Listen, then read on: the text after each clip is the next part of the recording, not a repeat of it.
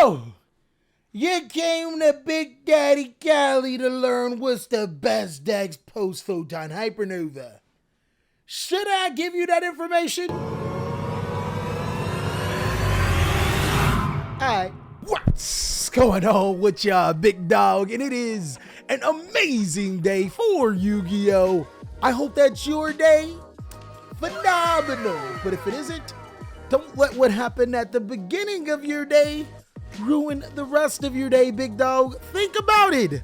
Whatever happened before, that ain't nothing to what you about to do now. Speaking of such, it is Tearless Tuesday, and Photon Hypernova is about to take some strategies and take them to the moon. I am really excited about this Photon Hypernova set, and while certain people are focused on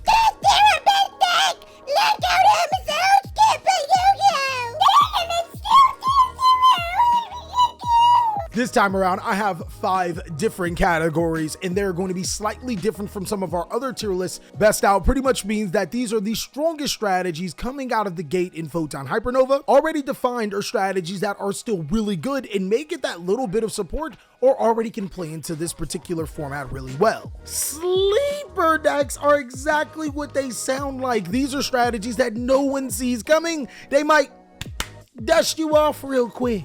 A lot to prove isn't necessarily a bad thing. These are decks that players are definitely not looking at. So if you pick up one of these decks, you have a lot to prove, but on the upside, you can really upset some guys. And then of course, our last tier.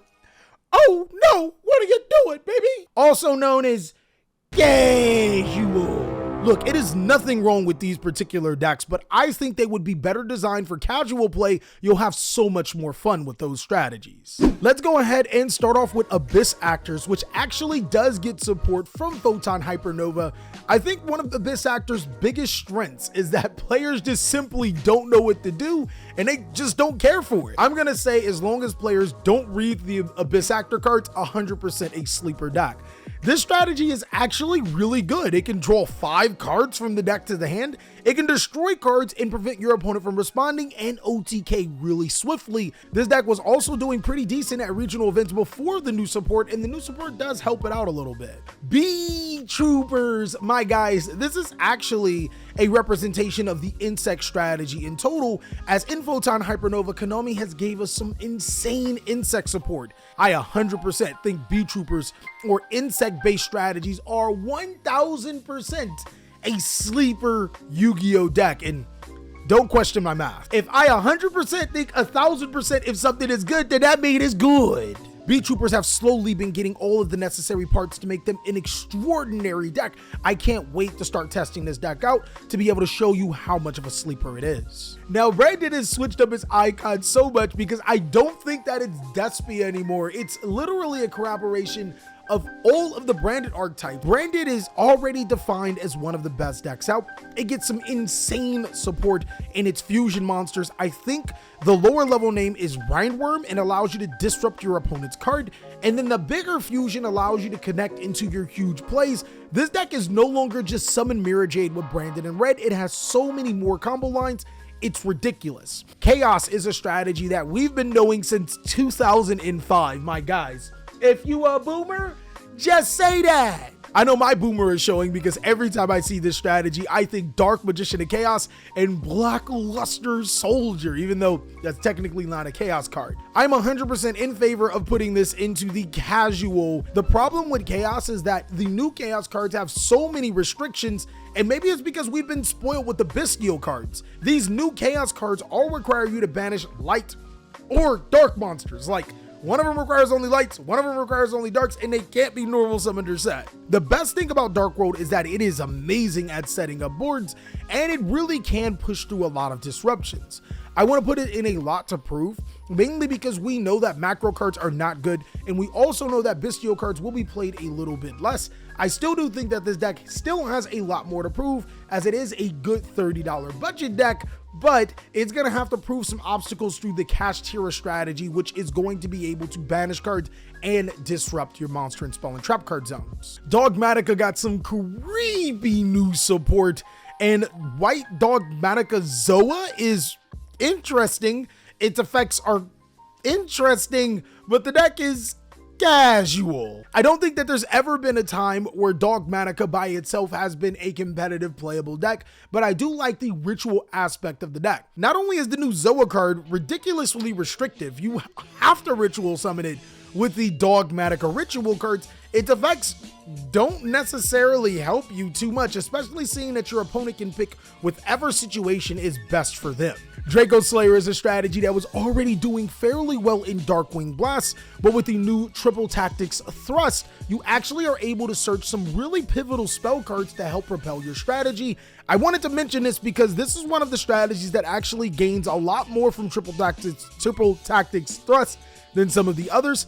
I think that this is already defined as one of the better decks in Yu-Gi-Oh! As it was doing fairly well in Darkwing Blast, and I think that a lot of that will transfer over into the Photon Hypernova format. Now, Evil Eye, guys, oh my god, this is like my baby strategy. I absolutely love this deck. This got some insane support to make the deck ridiculously consistent, but the only problem is now you're kind of reliant on one spell card, which can be disrupted fairly easily. And of course, if you are playing against a Bestial deck, well, you just so happen to be playing a Dark deck yourself.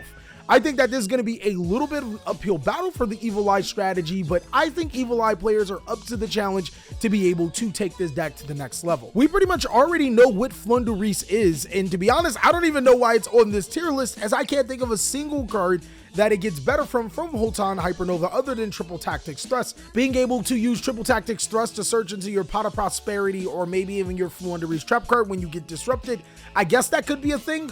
Also, being able to search Dark Ruler no more does make your deck a little bit more consistent. I think that we already know what Flundereese is. Having a Dimension Shifter against a lot of decks is an easy W, though I do think it is a little bit weaker since there are a lot less graveyard reliant decks. Galaxy Eyes, my guys, this deck got insane support, just like how Black Wings did with Darkwing Blast. I'm loving this trend where Konami actually gives the decks great support. Just wish that it happened for Stardust and Black Rose archetypes. Overall, I do think that this deck has a lot to prove. One thing I will give to this deck is that it can play through hand traps now, and its boards are pretty solid. It is a going second OTK deck from what I'm seeing, and hopefully those Galaxy Eyes players will crack the code and top something really special with this deck. If you guys didn't know about generators, this is another one of my love children. It is a level 9 deck built on being able to summon boss monsters to the side of the field and then use token monsters that you generate to use those boss monsters effects. This deck is an absolute sleeper right now. The cards that it got, oh my god, free special summons, free attaches, it is ridiculously good. You really need to watch out for this deck. I think it's gonna make some waves. Gishki is pretty defined at this point in time. We know that Gishki is an amazing strategy by itself, but seeing that it is a level 2 deck, the sprite strategy can always be implemented into the Gishki, so you can summon multiple copies of Eva Gishki Neramanus to be able to negate your opponent's important effects. This deck already comes into Photon Hypernova as one of the better decks inside of the game. Gold Pride, on paper, in my opinion, looks bad. There's not really much to it. Though I do hear a lot of rumblings by Gold Pride Punk, I'm going to put it in a lot to prove, as Gold Pride Punk seems to be able to make some ridiculously crazy boards. The problem with that is how sustainable are those boards and how much time and resources does it take to make that board. I'm not going to sell myself on, "Hey, my kid, look at the board. It's great. The deck's amazing." We are not doing that over here. My damage steppers already know what it is. We're not just falling for any trick. Fortunately enough, you do get support in the next set, so really excited about how this deck works. Kashtira is hands down coming out as the best out deck. Now, what's really interesting about Kashtira is that it's powerful enough to be one of the better decks, but I'm not sure if it's better than Tearlament. But regardless, since Kashtira has a different playstyle, and since you won't be able to hit the same cards with Kashtira as you do with Tearlament, it immediately becomes the best out deck as a contrast to Kashtira's strategy. So when you're playing these cards to beat Tearlament, Kashtira just comes in and takes full advantage of it. That's my thoughts on Kashtira. It's a fairly good deck. It does have its bricks and its times where it doesn't perform as optimally as you want,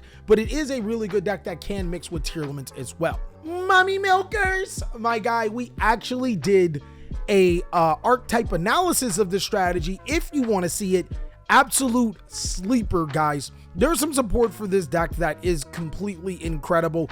Big Welcome Labyrinth, being able to special summon a Labyrinth monster to your side of the field and return a monster to your hand will trigger so many effects, as well as its graveyard disruptive abilities. Now, I will give it to you, it is a trap-based control deck, so sometimes you feel susceptible to cards like Lightning Storm and Evenly Matched, but a smart Labyrinth player can easily play the out to be able to beat those cards. Now, I actually was really surprised that Mana Cores got some support in 2023, and even more surprised to find out that Fissure in Smashing Ground is Manacorn's Orm, actually. I did not know that. I didn't know that. Smashing Orm is Manacorn's Orm too. Unfortunately, you're a little too late for that to be competitive right here.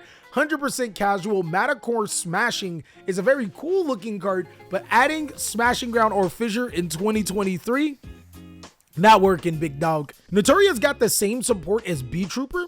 The only problem is, or the reason why I rank it above it, is because Naturias have actually been defined as a fairly powerful deck in the Darkwing Blast, and because of the insect plant support, because all of the insect support seems to support plants as well, and this is an insect plant deck, in theory, this deck only gets better. Ninja's got some really interesting support. Their new monster allows you to be able to get rid of cards and can summon itself and flip monsters face down. It's ridiculous. Then they get a green ninja monster that allows you to flip one of your monsters face down and then flip it face up, which is crazy. Something that ninjas actually really needed. I'm going to put it in a lot to prove. I actually do believe in ninjas. I think that they have a decent amount of potential here. They could make some waves, but I'm not 100% sold on the strategy being able to just completely dominate the Yu-Gi-Oh card game or even being a sleeper archetype. I think Ninja players are going to need to show us just a little bit more how this deck works and maybe the consistency pieces that go along with it. Plunder Patrol, my guys. Arr, mateys. This deck easily, my guys. Ironically, I'm going to say sleeper. If you guys have not seen my archetype analysis on Plunder, then you are missing out. This deck is actually, it's pretty fucking good, guys. It has abilities to be able to take on some of the top decks in Yu-Gi-Oh! As long as it isn't going against a wind or water deck, which there isn't a ton of. This deck, it pretty much floats and plays really well. The new Plunder Patrol ship, Jord, also allows you to help with that. Being able to give your opponents a token is amazing because it stops your opponent from using cards like Infinite Impermanence and Evenly Matched when they want to, and it allows you to be able to turn those particular decks into, hey, you have a light, dark, or fire, or whatever I need to on the field, let me start playing Plunder. Pearly 1000%, my guys. It's the cutest deck in Yu-Gi-Oh right now, but it has a lot to prove. This deck is missing some pieces to make it a very good strategy, though I do like the idea that it feels like a Sky Striker-esque Zodiac type deck. Being able to Xyz summon on top of Xyz and then turn your spell cards into monsters was always pretty cool, though I don't think the effects are powerful enough to carry you through this format. Now, I think that Dragon Link is really, really good right now. It was doing fairly well towards the end of the Darkwing Blast format.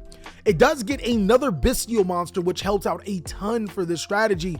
Dragons in total are just in a fairly solid spot, and I don't think they normally ever leave the Yu-Gi-Oh card game as a fairly solid deck. Runic peaked inside of Darkwing Blast and then seems to faded out of obscurity. Apparently, being able to banish the top cards of your deck and activate cards like Messenger of Peace was not enough. Players have figured out the outs to this deck, and overall, as a pure deck, I'm gonna say it's in a lot to prove category. The deck isn't necessarily really strong. Scareclaw is simply just one of my favorite decks in the entire card game right now. Unfortunately, I do think that it has a lot to prove. The problem with Scareclaw is that once your opponent gets rid of your monster summon, your first Scareclaw summon, there normally isn't a way to be able to come back into the game. But here's where the things change with Photon Hypernova, incoming Scareclaw Kashtira, which can summon itself to the side of the field and is a Scareclaw monster. Now, I don't know if that is enough to put Scareclaws back into contention, but as it seems, Scareclaw does have a pretty decent matchup against Kashtira.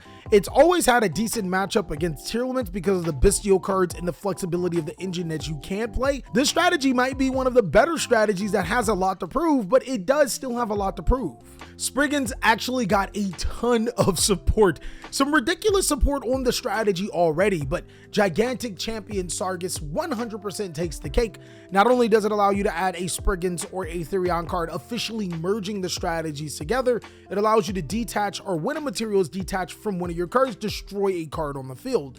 They also got a card that allows them to soul charge, which is ridiculous in Tally-Ho.